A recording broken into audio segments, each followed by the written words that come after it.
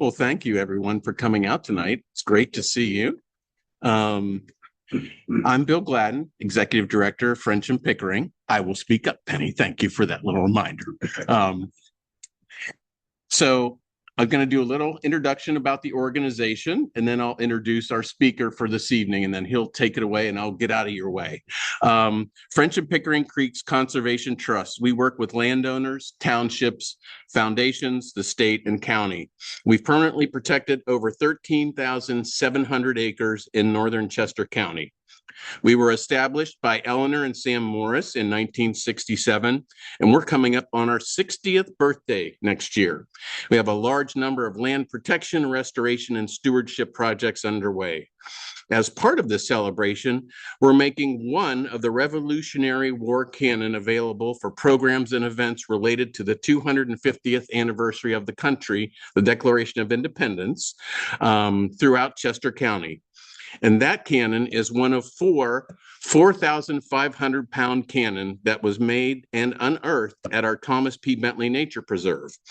That one's been mounted on a trailer that was specially made to haul it around to help us spread the word about the history and the wonderful things and parts of that we've preserved in northern Chester County. So if you're associated with an organization or on some committee with a historic event or something in the county this year and would like to display the cannon, please send us an email with your contact information and our cannon committee will follow up. But back to tonight. This evening is the second in our 6-lecture series highlighting the 250th birthday of the country's founding document, the Declaration of Independence. Our first program gave a fascinating look at the history of one of our major Iron Master families. If you missed that and would like to refer to that, just go to our website. Shelby does a great job. She uploads all of the webinars and things, and you'll see a nice library, and it's easy to click around and find them all on our website, just frenchandpickering.org. So help yourself anytime. But our tonight's lecture is titled From Slave Ship to Sacred Ground in Chester County, One Man's Journey. So early in our country's history, 135 Africans were rescued from slavery when the newly formed U.S. Navy intercepted 2 slave ships. The Africans would become members of communities throughout the Philadelphia region, including Chester County.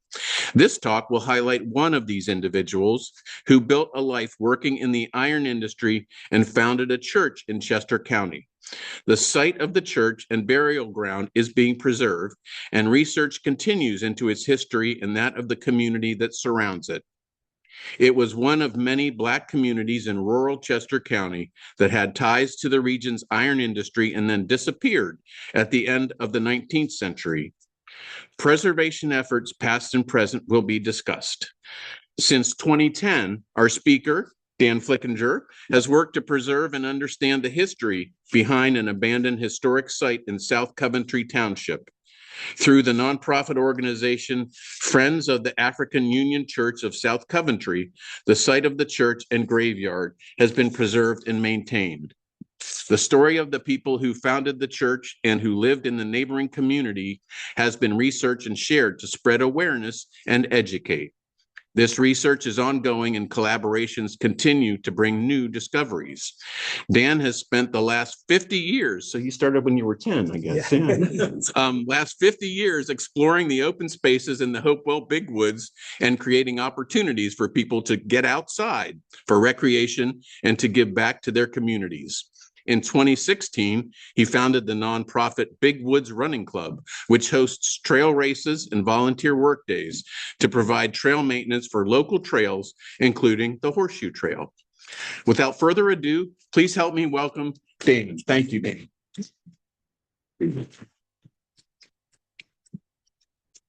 Thank you so much for that introduction. Thanks for having me here to tell this story. Do have a slideshow we can refer to. And this is the site that was mentioned. This is on top of a hill above Coventryville in South Coventry. And it is a foundation of a church. Yes. There is, I will speak up louder. Sorry about that. There's no mic. So this site on the hill above Coventryville has the foundation of the church and also the burial ground area. And our organization, which if you like to pronounce acronyms, it's FAUCC, FAUSCC. So we take care of this site, which we have for 15 years. And as was mentioned, we do research on it. So just a brief history of the site. There has been activity right at this site, at least from 1834, which is the official date of the deed, to 1882, the last burial that's marked. But it's likely there was activity there much earlier and possibly later as well. And right adjacent to the site was a community of Black Americans living, farmers, but mostly laborers working at Coventry Forge, cutting wood, making charcoal, and things like that.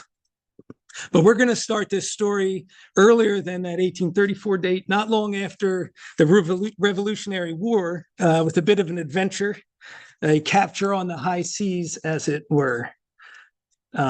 This is an ad advertising the quarterly meeting that was held at the church back in the day. Here's a map of, you can see Coventryville. I can't point to it, of course, but it's the site is marked on there as Colored Union Meeting House. Might not be visible, but we're going to get on with the high seas adventure, which is really a compelling tale. It's really a Philadelphia story and a Philadelphia region story. So in July of 1800, in the Atlantic Ocean off the coast of Cuba, there was, over the course of a few days, the USS Ganges intercepted two slave ships, the Phoebe and the Prudent. These were schooners, and on board were 135 Africans, and they were bound to Havana, these ships, for slavery. And this is where they were intercepted. Now, towards the end of the 1790s, the United States was in a quasi-war with France. So U.S. had signed a treaty with Britain following the Revolutionary War, and we had a lot of unpaid debts with France. And so they were allowing privateers to attack U.S. merchant ships in the Caribbean. And these were basically legal pirates. And if you want to picture Pirates of the Caribbean, that would be fine. Something like that going on down there. Ships being raided, all that. So these raids by French ships, there was over 300 ships raided during this quasi-war. And this is what led the U.S. to rebuild its Navy. The U.S. wanted to protect its merchant ships down in the Caribbean. But the last remaining ship from the Continental Navy had been sold in 1785. There was a Navy, no ships at this time. So in April of 1798, Congress authorized President Adams to build and arm 12 ships for the Navy. And the first of those to set sail was this USS Ganges. The Ganges was a sloop, kind of a fast sailing ship, one mainsail, and it was built in Philadelphia in 1794. It had been built to be used for trade in the East Indies, and that's where this name Ganges comes from, of course, from the river over there. So that's the beginning of the USS Ganges. This ship in the U.S. Navy was captained by John Maloney. So like the ship, John Maloney was from Philadelphia. He's an experienced sea captain, and he was commissioned as a lieutenant in the U.S. Navy in 1797. So just a year before these ships were being built or assembled. He was a successful merchant with a sailing ship in Philadelphia. And actually one of his ships he took a great loss. They had been raided by the French privateers. And there's some speculation this might have been what encouraged him to enlist in the Navy. So in 1800, when this is back when now Maloney is going to leave with the Ganges, leave Philadelphia for the Caribbean. So at this time, slavery was not illegal in the United States in 1800, but there was the Slave Trade Act of 1794 that made it illegal for U.S. ships to participate in that slave trade. And in addition to that, that was the original act, and then slowly Congress would strengthen it over time. So in 1800, in May, it was further strengthened, the Slave Trade Act. I believe, I don't have all the information, but basically fines were made a lot higher so that they would actually impact. And the cargo could be taken over by the capturing ship, things like that. So that was in May 10th, that was signed into law in Philadelphia. The Congress was in Philadelphia, this enhanced version of the Slave Trade Act. And Maloney from Philadelphia would have known this. And his ship, the Ganges, left later that month at the end of May.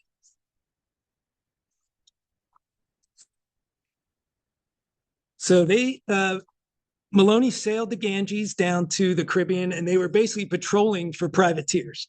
And there are records they captured, I believe, 3 or a few of these privateer ships. They were able to capture those. But he was also, being from Philly, knowing the abolition movement is strong in Philadelphia, and being aware of this Slave Trade Act, he was active in that. So when the Phoebe and Prudent, those were the 2 slave trading ships, when they were intercepted off the coast of Cuba, Captain Maloney ordered that their ships be sent to Philadelphia to be adjudicated with. And he knew, again, of the anti-slavery movement that was building in Philadelphia. It's partly why they're sent up there. This is an ad. So when the Africans arrived in Philadelphia, they were not clothed and in poor health. This is an ad that went out basically asking people, humanitarian effort, to gather linen, clothes for these peoples to take care of them. But in Philadelphia, the surviving Africans, they spent 31 days at a quarantine house, which was known as Lazaretto. Now this is on where the Schuylkill meets the Delaware, a little bit upstream from Fort Mifflin. And this is these quarantine, there was a lot of pandemics going on, yellow fever, especially in 1793, kind of had people panicked about what that could do to the city and its economy and people. So they would have ships quarantine, people quarantine if they weren't certain of their health and safety. And there was a new one being built, a really large one to accommodate, that was particularly enacted after the yellow fever. But it's likely that wasn't completed till after, till like 1801. So these Africans were taken to the old house, which is now known as Old Lazaretto. This is kind of the site of it. This painting was, I think, mid 19th century, so not the same time. Gives you an idea down on the river. Here's a map. You can kind of see Fort Midland in Mifflin. Old Lazaretto is kind of upstream on the Schuylkill, and then the new one they built is right around where it's Hog Island, and that would be the new Lazaretto quarantine station. They did not. This is probably not where they would taken. I think the research kind of says, but one of the Africans did end up here for the man who ran this.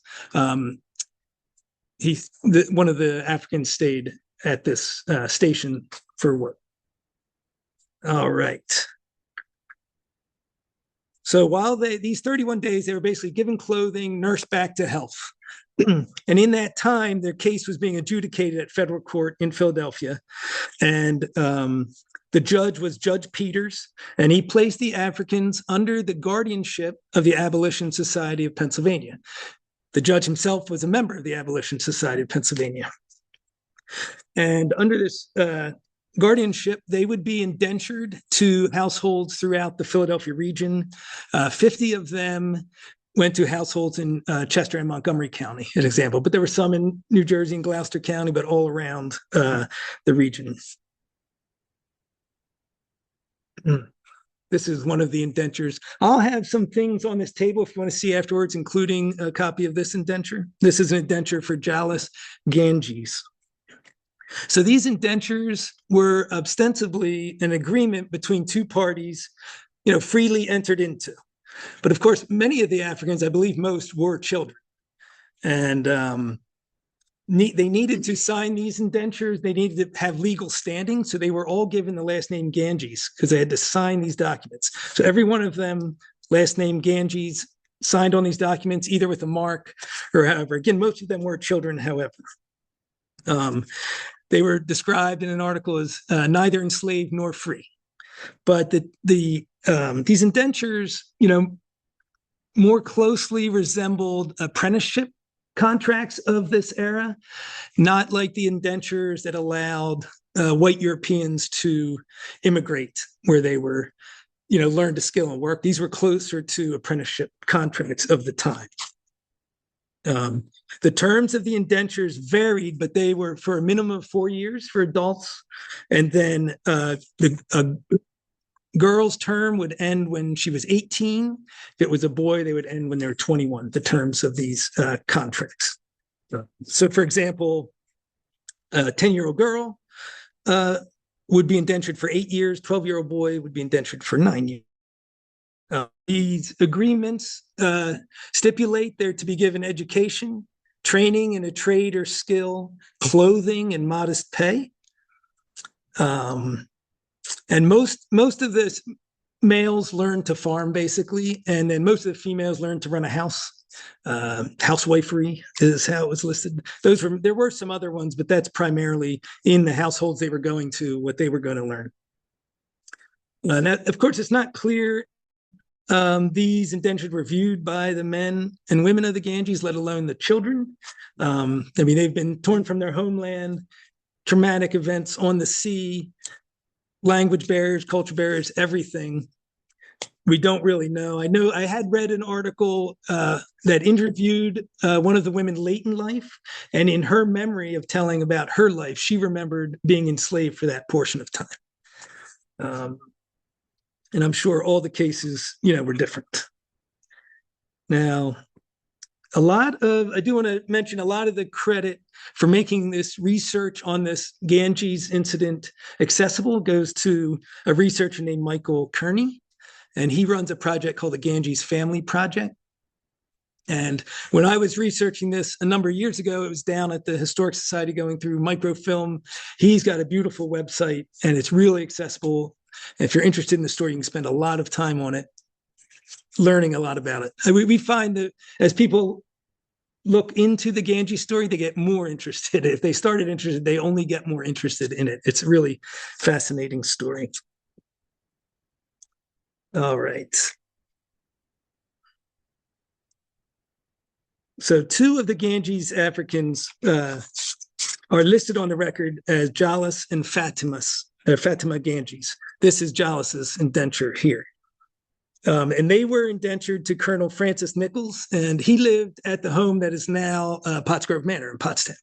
So this is where they served their indenture.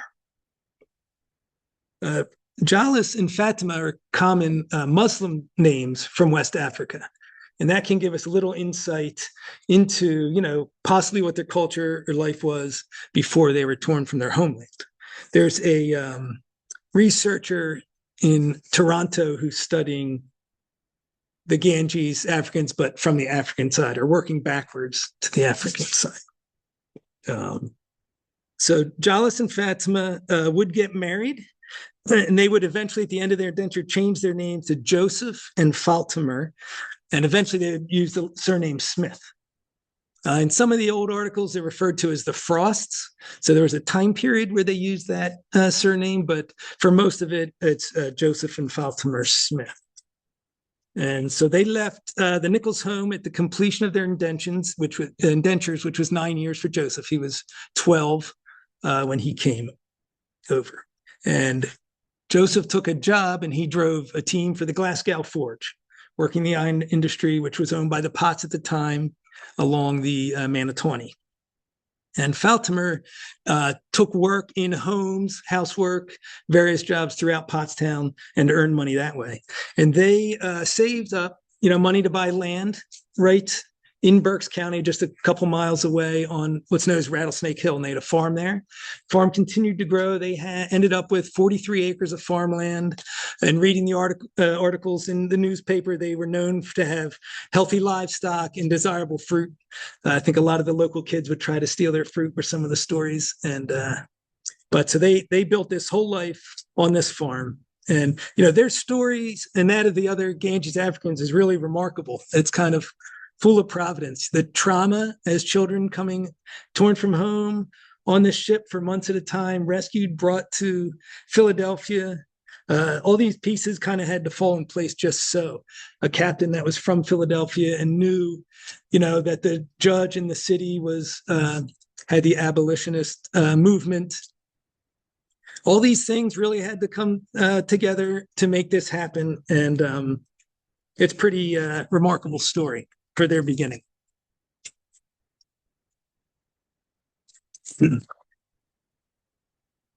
Now, back in Coventry Township, this is the abstract of the deed for the site that we take care of.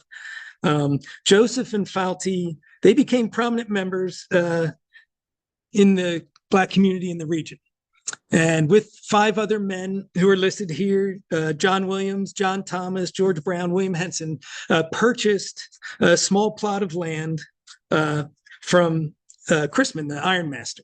Now, it's likely this piece of land had been used for decades for Black people to bury their relatives and families, and this was just formalizing. We've seen that, and it may be there may be slaves originally buried there, but over time, this is not a unique to this community. This happened to these rural Black communities. And then at some point they could purchase the land and make it formal. And we see these deeds come. So it's not that everything began at this time. It's just that's kind of where the records are. Now, this was to found the African Union Church of this township. And the African Union Church was founded in 1813 in Wilmington. It's actually the oldest independent Black denomination in the United States. Any earlier denominations were always tied to a white denomination in terms of the board making assignments. This is the first completely independent Black denomination out of Wilmington, Delaware. And there's a lot of movement with the people of this community from Delaware, southern Chester County up to northern Chester County. They move back and forth. And we're working on finding all those connections still. But they bought this land for $15 and began. So here above Coventryville, on this hill, it used to be known as Chestnut Hill, they established a church and burial ground for the free Blacks living in the area. The paper at the time described how Joseph Smith would walk the 7 miles from Pottstown on Sundays for the service up on the hill. Now, the African Union Church kind of merged with other denominations and split off every couple years. But there are, so you'll see it written as many different ways, even on the maps. And this, interestingly, this is not the first burial ground that Joseph Smith founded. In Pottstown, he's on the deed from 1812 on, I think it's Beach, at the corner of Beach and Penn Streets. There's another deed that lists him amongst a number of men founding a church for a Black burial ground and possibly building a church on there. And this was 1812, which it's really remarkable. That's 12 years after being rescued from the Caribbean. He's working with people to build these churches or get the property and make these sacred grounds for these communities. Now that site there was a lot of controversy. There was competing churches in the town, and that's a story researchers are kind of following right now. But that site was lost to development in the 30s. But that is where they were buried, where Joseph and Faltimer were buried. But it's no longer there at all. Let's see. So the community in South Coventry. This is the 1860 map. Let's see what I have. 1873 map. So who attended this church and was buried in the graveyard? We've done some research trying to discover who this community was, where they went, where they've been going. I am working with Justin Clement. He's really been supportive of the Pottsgrove Manor, helping with some of this research. But we have census records and we have the maps where we can gather the names, occupations, and kind of paint a picture. On the map, I'm supposed to stay in front of the computer here. I would show you. It's called the Color Union Meeting House, which is right about in the center under the name Bigaman. you'll see a box, and then across the street, you'll see colored meeting house. And if you continue up the map on that road, all those kind of smaller houses clustered, Lewis, Johnson, Pennington, Thomas, Carter, Elijah Wilkinson, those are all people who attended the church. That's the Black community, worked in the forge, right in that little area. That's kind of at the top of the hill in Coventry. Yeah, the list of surnames: Thomas, Hinson or Henson, which I'll talk about, Attlee, Merrimount, Wilkinson, Williams. And then at the site, there 3 of the graves do have engraved stones. One is John Thomas. He basically was a farmer for decades in the same spot. We have Emma Johnson, was an 18-year-old who died, is buried there, and Susan Williams. So we also have those names to research. And these residents are listed as laborers primarily, which would be at the forge. Sometimes it'll say woodcutter. Isaac Wilkinson, he was listed as a collier, making coal for the furnaces. And his eldest son was a teamster, similar probably to Joseph Smith, either taking the charcoal to the furnaces or moving materials around. And all these men appear in the Coventry Forge ledgers, where they would be, either selling something, bringing material, or getting supplies from the shop or at the forge. In the area, kind of where their names are written on that map, in the hill surrounding, is full of charcoal hearths. This is a hearth, full woods. Those woods go up and over into Coventry Woods Park. So this is a park kind of called Woody's Woods, which is adjacent. There's a lot of parkland in this area full of charcoal hearths. And kind of the iron industry in this area and then other areas is kind of what allowed for these communities to form. That's why you have so many people living here who are doing these labor-intensive jobs of cutting the wood and stuff. And there is some interesting research ongoing by a gentleman, Ben Carter, and he links these communities to the iron industry, the furnaces and forges, but he also is linking them to the Underground Railroad. And his thoughts are around the colliers would be in a collier hut living out in the woods and kind of would know their way in the dark night, all of this. And he's got research supporting this. He's doing an in-depth study at Sixpenny community, which is in the lands encompassed by French Creek. It's pretty interesting ongoing research. He visited the site with several of his students, and we walked the hill, and he identified the charcoal hearths and then also where the collier hut would be, where someone would just be living out, tending the fires. It's a pretty interesting study. I have a couple other slides to show you also. So this is example one of the census. If you're interested, I'll have that out here at the table. Showing kind of the names and the work that people were doing. This is 1883 map. None of the residents are listed on there anymore, and the site is not on there anymore. So Coventry Forge closed in 1871, and by 1883, so quickly after, community is dispersed, gone. Some of the other factors, of course, the end of the Civil War dispersed some of these communities, industrialization, jobs moving towards the city. But really, for this community, probably the closing of the forge is what caused it to kind of disappear. Not even on the map a few years later. And these are some images I'll share of the site today.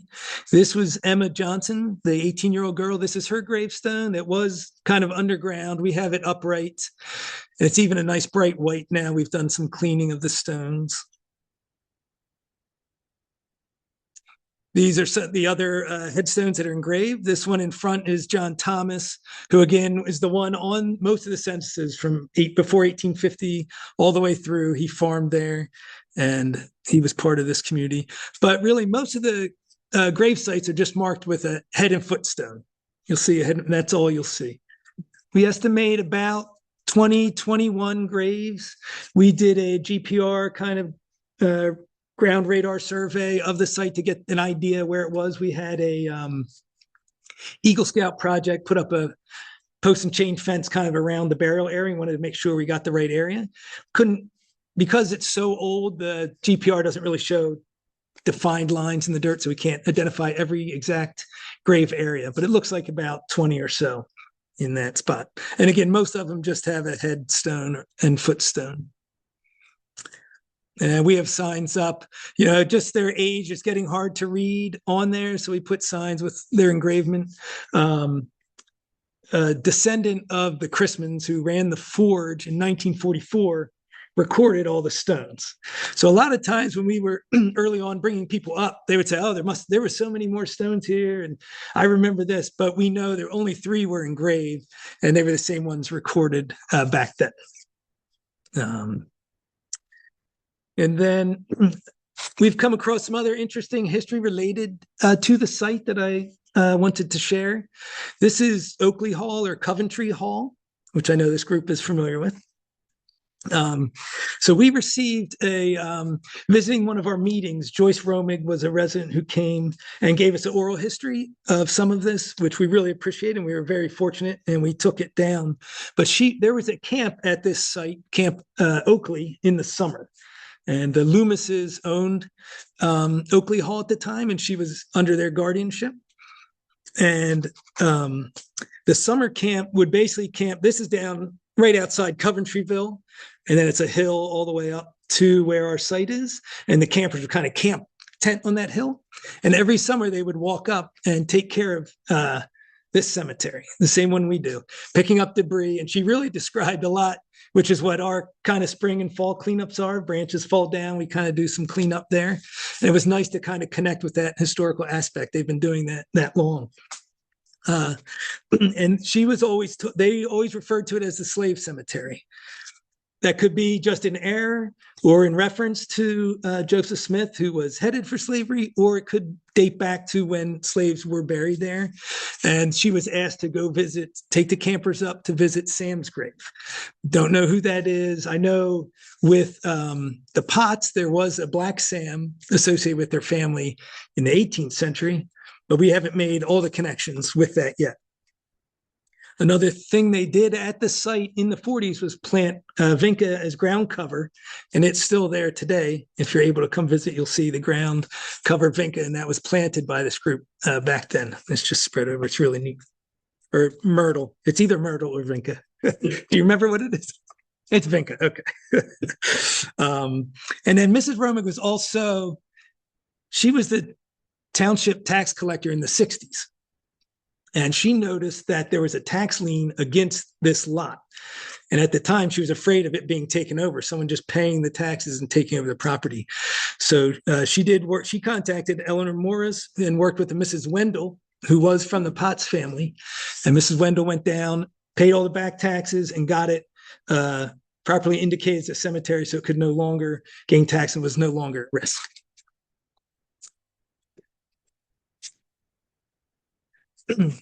One of the other families of the founding men of this church and cemetery site was the Henson family. There was at least 2 families who were living in the township, and they have an interesting history of moving back and forth. They were in 1843, so a little bit later, they went around Oxford in southern Chester County, and they formed a community down there that had some real staying power and became known as Hensonville.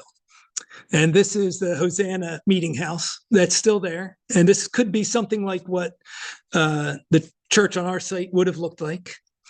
And this community eventually became what is Lincoln University. This is what developed into Lincoln University, the historic Black college down there. It was in the book you see there. I also have up here. This was researched by the 2 authors were professors at Lincoln, and they did a deep dive into Hensonville and the history. And it just gives you an idea. Reading it, it allowed me to see what this community could have been like. How they operated, why they built here, and because they have a lot of records. That community had far more staying power in that area. That's an interesting bit of history tied to it. Another bit of history, as I was researching through old newspapers, are with the camp meetings. I don't know if you are familiar with camp meetings. Part of the Second Great Awakening would happen in the woods. So this would be like a religious revival. Churches would sponsor kind of out in the woods as a way to beat the heat. now we go to the shore or maybe the Poconos, but back then they would get people out to cool down, take a break in the woods. These would be weeks long. And the hill where the church and burial ground is used to be, was often called the old campground as well. This Chestnut Hill would host these camp meetings, which is fascinating. And so just to give an idea of how big they were, right now, South Coventry is around 2,600 people in population. They reported up to 20,000 people at the camp meetings. And this is in the same hill where this church is. People would come from the city by train to Pottstown and then take carriages out from Pottstown, which is basically Laurelwood, Coventryville Road, right up to the site and be there for weeks on end. And these were sponsored by the Methodist Episcopal Church in Pottstown. Then at the end of the summer, when that was done, the African Methodist Episcopal Church would hold their camp meetings there for 2 weeks. And they would have up to 2,000 people living on the hill, or on the camping at the camp meeting on the hill. It was just pretty amazing to see all that happening right there. Right now, it's still a pretty rural township, not much going on, but it had these things happening there, which is pretty neat. And of course, the article, there was kind of each year a report on it, or different articles. And there was a lot of unruly behavior. I think it was canceled one year. People were selling liquor around the edges of the camp meeting and all this stuff. There's some comical stuff happening in there. But, so today, if you visit the site, and I hope you do, you'll be in the woods just off the road, a little bit of a climb off the road, and you'll be able to see the original church foundation and the graveyard. And there are the 3 engraved headstones there that you can read and walk around the area. There's a post and chain fence that marks the burial ground. We have an informational kiosk there. We update that now and then. There's the obituary of the 18-year-old girl on there. We do have a logbook. You can kind of read people's thoughts that visit. We have a nice bench, and you can kind of reflect on the stories of these people and the journey they took, their adventures, what might have been. It's kind of a nice, peaceful place to visit. And I hope you're able to visit us there. We do have a few more pictures, and then I can take some questions for you. Is it the principal place? This is this is the site that we take care of at the top of Coventryville Hill. In South Coventry, yeah. So you can kind of walk up. Here was cleaning the stones. The one work day we did that, kind of brighten them up. We have people out. That might be Carl there helping us out. Could be. You can kind of see the information kiosk in the back. Foundation. We usually twice a year do a cleanup. It's not a lot of work, but stuff needs to be maintained, and we make some improvements. The one thing we are trying to do is improve accessibility. We added this kind of pathway because at the edge of the road, it kind of dips down, and they have the right of way, and then you got to kind of get up the berm to visit. So we've added this recently. Right now, I'll just mention we are fundraising for a little handrail there. We feel like it's still a little steep. I'll put that out there for you. Yeah, and there's our kiosk. So I would be happy to take any questions. I will say I have you can email me at any time here. That's our website. I also have, you can sign up. We probably do a quarterly email just with basic updates. If you leave your email, we'll make sure you get that, and information, a link to our website right there as well. But I'll be happy to, if you have questions, hopefully I know the answers. And I'm going to be repeating the questions because we have an online audience as well. So. Yes. That Judge Peters, his was Belmont Mansion. Okay. The school expressway is up there. Yeah. And he was well known for his, and this is just another added. Yes. Yes. That they took such good care of everybody and placed everybody carefully with homes. There must have been a language barrier. Yeah. Yes. I mean, so it was imagine not being able to communicate well, being frightened to death, and but soon having confidence in these nice people who came to help them, and learning the language. And I would think too, probably learning to read and write in these homes would be a possibility. I'll try to restate that question.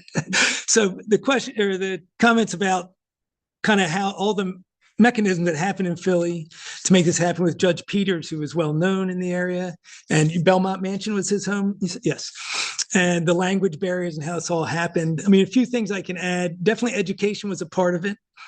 I know in some of the articles, Joseph had become very well-spoken and educated, but Fatima always kept her, I think they called it in the paper like an African brogue. She always had a heavy accent. One story I learned about recently from Michael Kearney. So the one thing that strikes me, like this story is 40 years before Amistad, which is obviously a well-known story made in a movie. But one of the Ganges was actually called upon, Ganges Africans, as a potential translator for that case in court. I believe that was in Boston, maybe, to take up there. But he spoke 5 languages. So they may have had language coming over. They may have, if they were Muslim, North Africans, they might have had French, they might have had this. So, yeah, it's interesting to think about it, but definitely a culture shock, a traumatic journey, all of that. Yes, sir. Then the children. Yes. Coming from a Muslim community, I would presume that as they raised in these households, they were indoctrinated to Christianity. Yes. So that did they completely lose their Muslim history?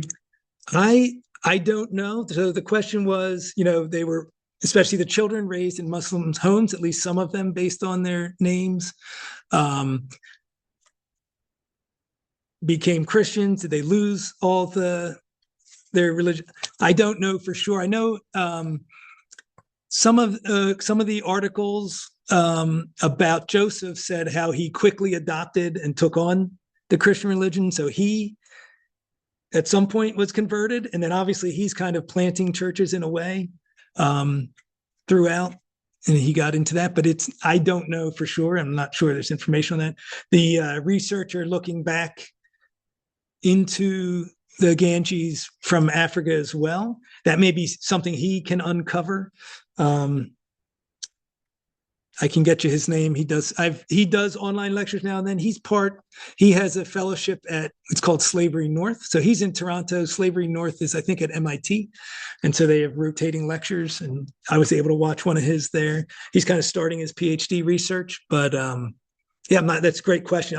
The tumult in their lives was amazing. And then to be here and and just keep being productive and building a whole life is incredible.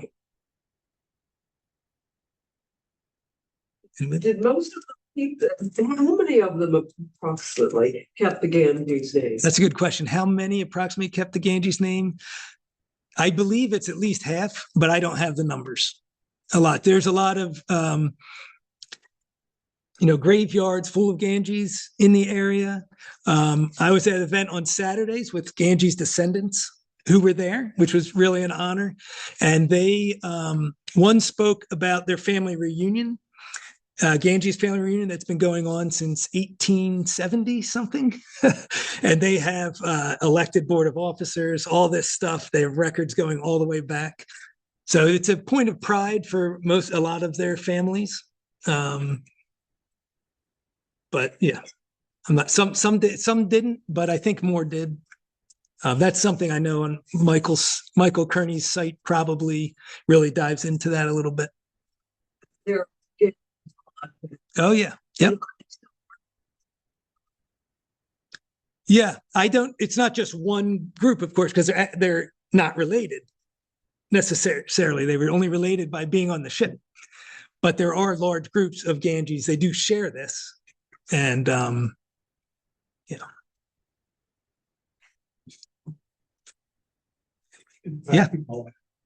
Yeah, go ahead. The pictures show foundation. Mm-hmm. That looked like 10 foot up. 15, the question is the pictures that show the foundation right there. Looks kind of small, Yeah. but the standard was 15 by 15. Now there we're kind of putting some rocks back. So someone fell in, make it look a little smaller, but yeah. It's not big. Not a lot of people. Definitely not. They definitely didn't fit all 20,000. Yeah, that is not where correct. The 20,000 were not in there. They were on the whole hillside. Great. Well, thank you. Yeah. This is off of Coventryville Road, at the top of the hill, basically. I was going to say, for landmark's sake, if you're on 23, see the Red Dog Cafe, just sort of the backyard, just beyond that ish. Yeah. Very good. And It's not, like you said, not a whole lot of people there. So if you're Yeah. wandering around in your car looking for something, you probably Yeah. won't get run over. yeah, from you, behind, if you fine. do want to visit, we did put in gravel. We got permission across the street for enough for maybe 2 cars to park. It's not real distinguished. There is the Woody's Wood entrance, the park, maybe 400 yards up the hill. You can park there and walk down. Just be careful on that road. Yeah, but I'll be here if other questions come up. And I do have, if you want to look at the indenture or any of the maps, I'll have them out on the table. But thank you. Now, Dan's agreed to go with us at some point to that. And it just Yes. out that by Coventry House, we have the French and Pick still takes care of a Potts cemetery there, not much bigger than this one. And so we thought it might be fun to look at both of them together. So Yeah. we'll Yeah, anytime. in our Ooh, schedule. coming attractions. Ooh. Coming attractions. Yeah, a nice little teaser in there. Another Nice, one I Penny, will yeah. say, and if you sign up for email, but March 28th will be our spring cleanup. Not labor intensive stuff. I think we're going to secure the kiosk a little bit and pick up any of the sticks that have fallen, things like that. But it's a great time also to come out and we'll be there. Handful of us. Thank you very much, Dan. Really appreciate it. My pleasure. All right. And you can Screen down. refer to this online if you want to go back and refresh your memory on any particular points, and look at the one we had last time. Or if you're, hopefully you'll be able to come back and see the next 4 that Penny has lined up for us. And if you miss one, just check us out online and support their great work and our great work too while you're at it. Why not? And thank you so much for coming out. Really enjoyed seeing you all. And thanks, Dan, for your wonderful show. My pleasure. Thank you. Good.